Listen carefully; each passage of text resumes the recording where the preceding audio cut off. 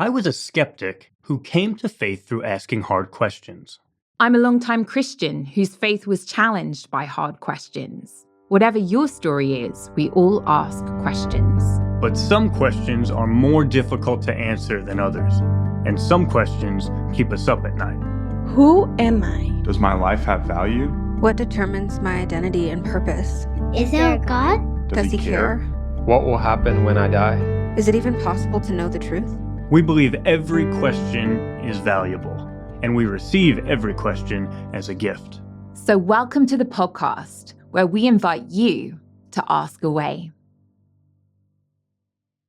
Hey guys, we hope it's been an encouraging start to the summer, or winter if you're south of the equator. Thanks to all of you who've been writing in with questions from all over the map, Canada to Australia, Liverpool to India. We're loving hearing from you. But we're also getting a little tired of the sound of our own voices. Some of you can probably relate to that feeling. So we wanted to encourage you that you can submit questions not only in written form, but also by leaving a voicemail. We would absolutely love for our listeners to hear your voice on the show as you ask your own question. The details for how to do that are at the end of the episode, but don't be shy. We would be thrilled to hear from you. This week on Ask Away, we're sharing with you 3 different questions that Vince responded to at previous live events. First up is a short answer that he gave at a quick-fire Q&A event for high school students in response to the question, who made God?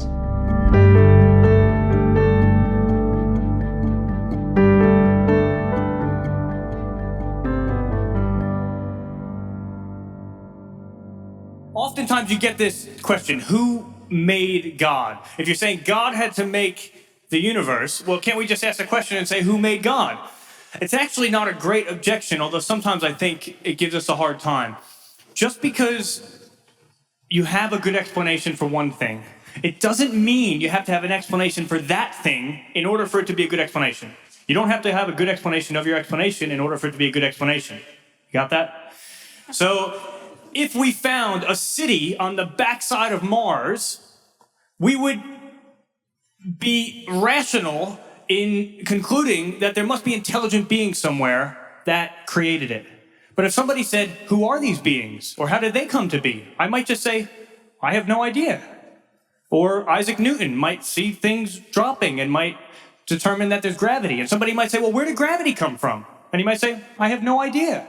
That doesn't mean that his explanation is not a good explanation. One more point. The reason we say that the universe requires an explanation is because it had a beginning. Like an explosion. When something bursts into existence, there has to be an explanation for why there was that change. Why did it go from nothing to an explosion? But we don't have to say that with God, because we believe, by definition, that God is eternal. He has always existed. He doesn't have a beginning like the universe, and so he's not vulnerable to that question the way the universe is. All right. If you want to hear more on that topic or have us dive into a question pertaining to the beginning of the universe, feel free to send in a follow-up question. Next up, you can hear Vince offering the beginnings of a response to the question, if God did make the universe, why would he allow it to include so much suffering?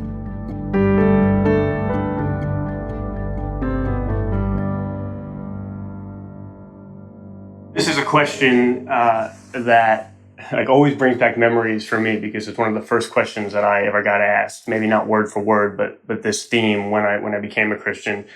And it was my Aunt Regina, and she talked to me about the suffering in her son's life, my cousin Charles, which was quite severe. He had a lot of disabilities. And as this kind of zealous, kind of eager new Christian, I began to sort of spout some of my new philosophical arguments for why God might allow evil and suffering like my cousin Charles's. And my Aunt Regina, she listened really graciously. And then she turned to me and she said, but Vince, that doesn't speak to me as a mother. I've always remembered those words. And as I reflected on it more, I realized that Jesus understood that a lot better than I did. When his good friend Lazarus died, Jesus had waited a couple of days before he went to see him. And by the time he got there, Lazarus was already dead. And Mary and Martha, Lazarus' sisters, they don't seem too impressed. And they come out one at a time. If you had been here, our brother would still be alive. in a sense saying, what do you have to say for yourself? What's your response? What's your reasoning? What's your apologetic? And I'm sure Jesus could have told them, well, here's why I waited 2 days. I had good reason, and I can explain it to you. It was justified. And instead, we get the shortest verse in the Bible, Jesus wept. So before he tried to respond to this type of question, there was genuine emotion there from Jesus. He never jumped to the philosophical, but he wept first. And so, look, even in this room, there are going to be people who are suffering pretty significantly at the moment, even in a room, this size. And so the first thing I want to say is just that that's not right. That's not the way things are supposed to be. I'm sorry, and I don't want anything that I say theologically or philosophically to undermine the significance of that. And yet I do think that there are maybe some helpful things that we can say in response to this question. My sort of training is in academic philosophy. And interestingly, in that area, there's a lot of talk of natural evil. It's like a phrase that's used to talk about things like earthquakes and tornadoes and pandemics. And I've always thought it's like a funny phrase. Because if it's genuinely natural, like if it's just the universe doing its thing, if it's just a random atheistic universe, it's just time plus matter plus chance, then in what sense is it evil? Like maybe we don't like it, maybe we got unlucky, but it's just the universe doing what the universe does. It doesn't seem like there's any sort of deeper reality that's evil. And then on the other hand, if it is genuinely evil, these things that cause suffering, then is it natural? Or is it actually unnatural? The very fact that we call something evil, does that point to the fact that actually this is not the way it's supposed to be? There's like an intentionality and a purposefulness in the universe, a direction it's supposed to head in, and this is contrary to that. So I really appreciate the way this question was phrased, that in the question it recognizes evil as a category. And not every worldview does, but I think it's significant that the Christian worldview does. Let me add another perspective to this. One of the most significant forms of suffering that Joe and I have experienced as a couple is going through a miscarriage. And we were completely unprepared for how deeply that affected us.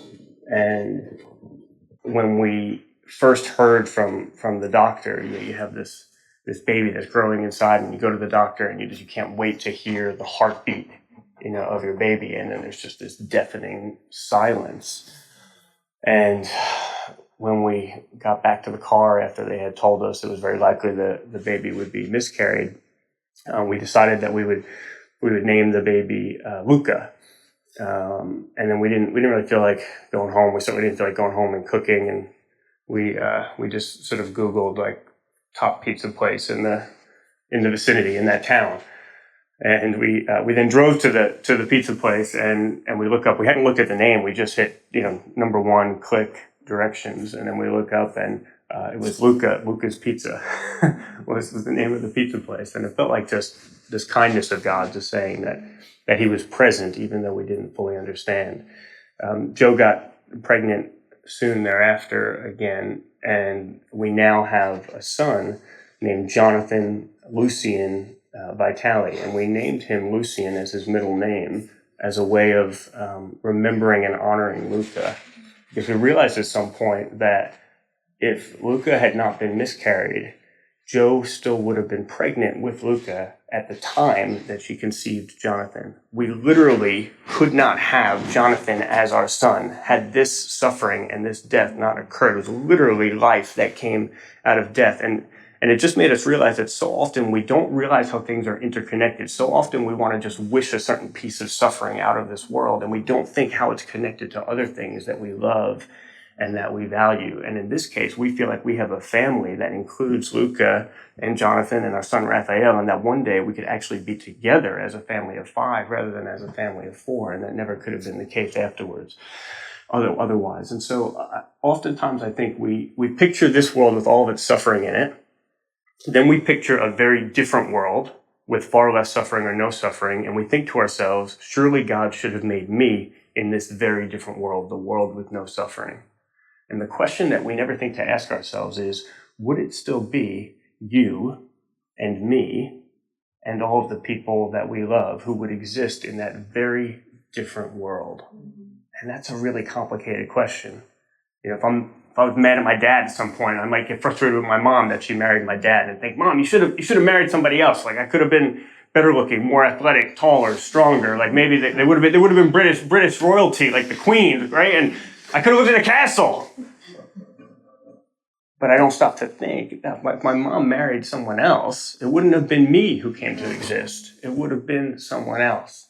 And I think oftentimes when we imagine we wish God had made and sustained a different world, we're doing the same thing. We're actually unwittingly wishing ourselves and all the people that we love out of existence. And actually, an interesting analogy here between divine creation and human procreation, because having a child, I just spoke about it, it's actually a much more sobering choice than we often think about. We want to think about the positive aspects of having a child, right? All the good that's going to happen in that child's life. But as a human parent, if you choose to try to have a child, you're doing something that you know full well will cause serious suffering in the life of the child that you have. Because any life, even the most fortunate of lives in this world, includes serious suffering.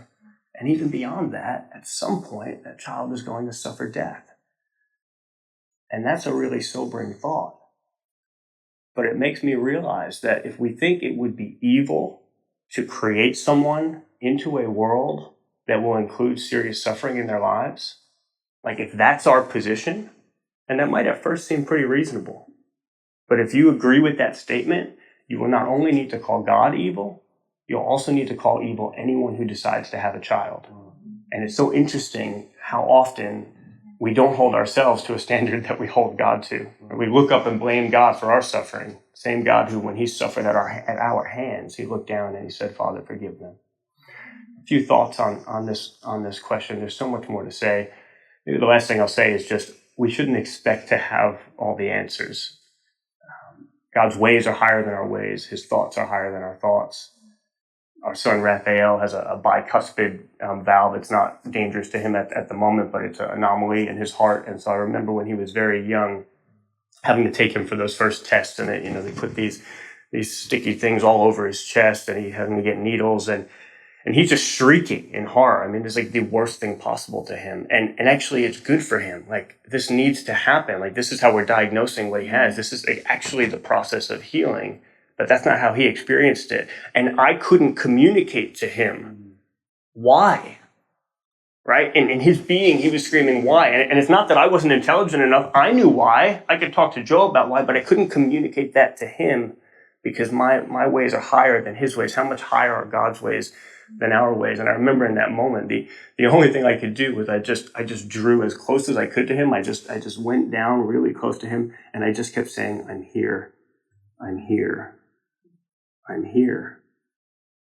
And it just makes me think that that's exactly what Jesus has done. We're not always going to understand all of his ways and why we go through what we go through. But the Christian faith is the one worldview where we can say that the one who does know, he came. And he said, I'm here. Jesus is God saying, I'm here. I'm here. He says, here I am. I stand at the door and knock. Anyone who hears my voice and opens the door, I'll come in and eat with him and he with me. So I don't think that evil and suffering, I don't think it's how it was intended to be at the beginning, but I do think that God intended you.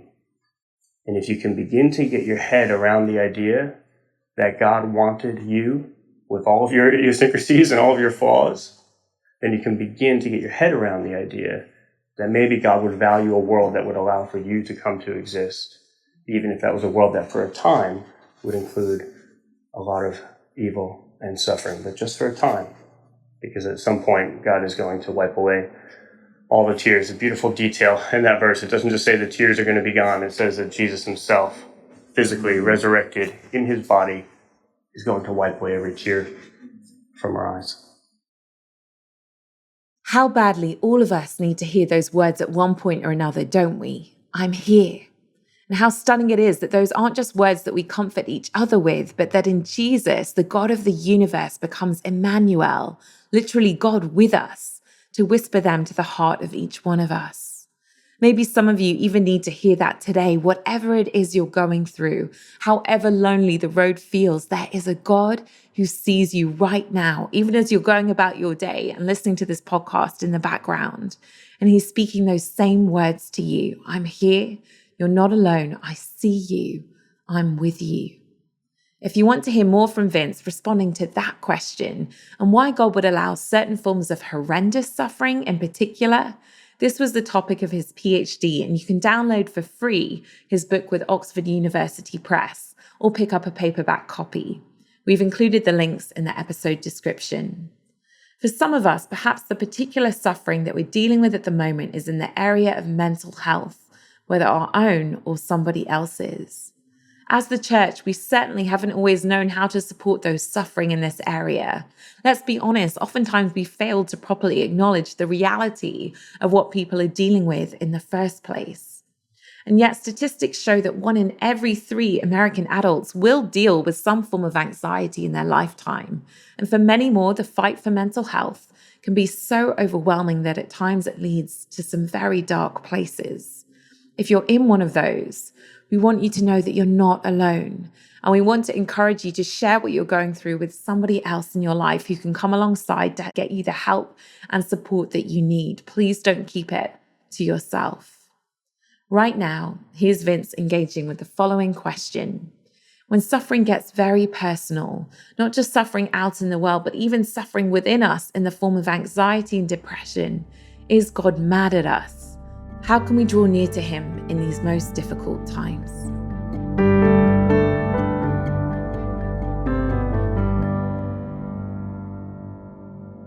I really applaud the courage of just asking this question and being open about anxiety and depression. I mean, we are in a mental health crisis in this country, and I do believe that any worldview that you're going to commit to has to speak to that. And I don't think that everyone does. I remember seeing a commercial a while back, and the commercial depicted a baby being born. And then over the next 30 seconds, it's sort of an odd commercial, but over the next 30 seconds, this child flew through the air and went through all the different stages of life. So this kind of infant became a toddler, became an adolescent and an adult, and then started to become elderly, and then kind of became more hunched over and gray as this person now descended out of the sky and crashed into a grave dead. And then the screen went black and words appeared across the screen and said, "Life is short. Play more Xbox." And I reacted just like that, like I sort of instinctively laughed. I'm like, that's funny. And then I was like, but that's also devastating. Like, really?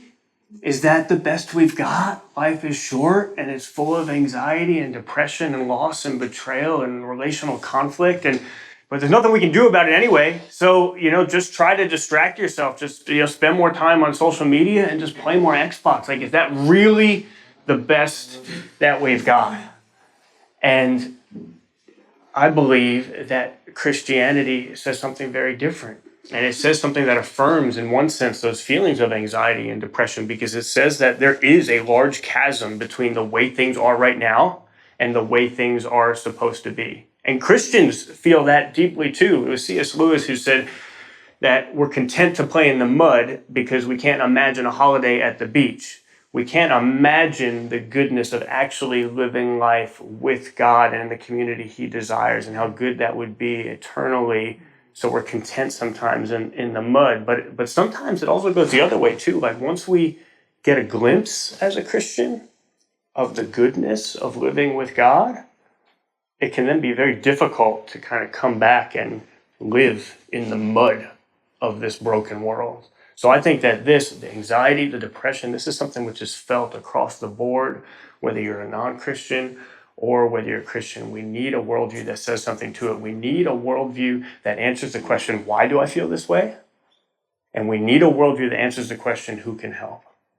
And I find that the Christian faith says a lot about why we feel that way, right? First, in a general sense, there's this chasm between where we are and where things are supposed to be. But let's even get more specific. How about one form of anxiety? Take separation anxiety, one type of anxiety. Okay, anxiety caused by a sense of not having a home or being separated from people who are supposed to be significant in your life.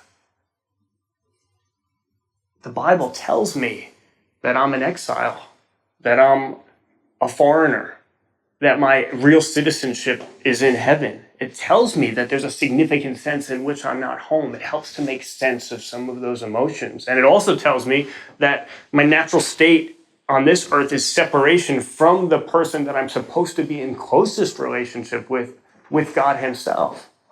So it makes sense of some of what we experience. And oftentimes in the context of anxiety, we're told that what has happened is that we've overestimated our fears, that we have fears that are out of proportion with the reality of the circumstances that are causing them. A lot of cognitive behavioral therapy, that's one of the thrusts. Now, sometimes that's right. Okay, sometimes that's good. Like if you have an irrational fear of spiders in a place where there are no spiders, then great. Like let's talk about that. Let's fact check that. Let's get some new neural pathways going. Like, let's deal with that. But what about when the fears are grounded very firmly in the reality of this broken world? Now, what about when the fears are that the relationships that mean the most to you might not last? What about when the fears are of betrayal? What about when the fears are the hopes that you have for life are going to go unfulfilled? What about when the fear is death? What about when the fears are not overestimated, but they are very real in this broken world? Then what are we supposed to do? And maybe it's not so much that we've overestimated our fears, but we've underestimated who can do something about it. And I remember when my friend had a mental breakdown caused by anxiety. And I remember him saying to me, only a counselor who has been through what I am going through can help. And I thought that was such a significant statement from him. And I was able to talk to him about Jesus being our wonderful counselor, being the counselor who actually has been through it, who has suffered with us, and not in just some general sense, right? He sweat blood in the garden, right? Does he understand the experience of the walls closing in? Okay. When he was arrested, everyone deserted him and fled. I've always thought it's one of the most devastating lines in all of the Bible, but he understands that sense of being betrayed. He understands that sense of isolation. On the cross, as Joe said, him crying, "Why have you forsaken me?" He understands an emotion so deep and visceral as forsakenness. Is Jesus mad at us for these emotions that we have? No, I think he's mad with us. I think he's mad with us because he really understands in a very specific way. And the world is not the way it's supposed to be. And he's enacted a plan for eventually the world to be very different. Both right now, where he says, you can come to me, all of you who are weary and burdened, and I will give you rest. You will find rest for your souls, for my yoke is easy and my burden is light. You don't have to convince yourselves that your fears are overestimated. You can acknowledge that they're real, but you can hand them over to me right now. And then eventually one day there's going to come a time where there can be no more death or mourning or crying or pain if you put your trust in me, and I will be the one who wipes away every tear. Okay? Jesus understands, and Jesus can do something about it. I remember a friend, clinical therapist, a good friend of mine, and he told me that there was a woman who came to him and she had a long history of cutting herself. And they had their first session together. And then at the end of the first session, she said, there's just one more question before I decide whether we can work together or not. And then she said, will you touch my scars? And he asked her why that was important to her. And she said, well, that's the only way I'll know if you really care about me, if you're willing to cross a divide, to actually reach out and touch my scars and my wounds. And what my friend said to me was, he said what she was saying was, are you willing to viscerally descend into the darkness with me? Are you willing to be identified with my brokenness? Are you willing to actually touch my being with yours? And through the process of their counseling, he had the opportunity to share with him that is exactly what God has done. In the incarnation, God literally descends to touch our scars. He literally puts his being into our being and reaches out and is identified with our wounds. And through that, she gave her life to Christ. And he was able to also share with her that even beyond that, Jesus not only reaches out and touches your scars, but he was scarred for you. He even invites you to touch his scars. To think of doubting Thomas, right? He says, I can't put my trust in you unless I actually see the scars and can reach out and touch them. And Jesus appeared and said, peace be with you. And he said, reach your hand and put it here. Reach out your hand and put it into my side. We can trust Jesus with our scars because he was scarred for us. And then beyond that, he literally invited us to reach out and touch his scars. He trusted us with his scars so we can trust him with our scars. And through this woman was able to see that Jesus was the one that she could put her trust in. And she eventually said this beautiful, stunning words. She said, I know now that my scars likely will not disappear. She said, but I have hope that one day they will bear the glory of the one who was scarred for me. Every one of us will have scars in this life. They will often have a lot to do with anxiety and depression. But can we turn to the one who gives us hope that one day they will bear the glory of the one who was scarred for us? We're so glad you joined us for Ask Away. If you have a question that needs answering, we'd love to hear it. Send us an email at askawayquestion@gmail.com or call and leave a voicemail at 321-213-9670. Ask Away is hosted by Vince and Joe Vitale and produced by Studio D Podcast Production. New episodes come out regularly, so make sure to subscribe. The best way you can support Ask Away is to leave a review. All you have to do is open up the podcast app on your phone, look for Ask Away, scroll down until you see Write a Review, and tell us what you think. If you'd like to see videos from Vince and me, invite us to speak, or make a financial gift so that more people's questions can be heard on Ask Away, visit cardiaquestions.com. That's KARDIA questions.com. See you next time. And remember, if you have a question, it's worth asking.